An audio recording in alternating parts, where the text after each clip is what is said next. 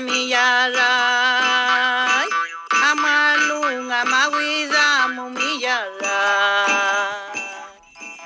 Hauxe da, Santiago, Txileko Santiago, Mapotxo erreka ikusten da, San Cristobal Zerroa, eta hementxe, irikari handie. Eta atzean, Andeak, batzuk elurtuta. Oraindik ere hemen udaberria da, baina hala ere batzuk elurtuta daude. Eta hemen Santiagon, hego hemisferioan gaudenez, udaberria azaroan izaten baita, guk maiatzean Ama Birjinaren hila ospatzen dugun bezala, hemen azaroan ospatzen da, hain zuzen ere.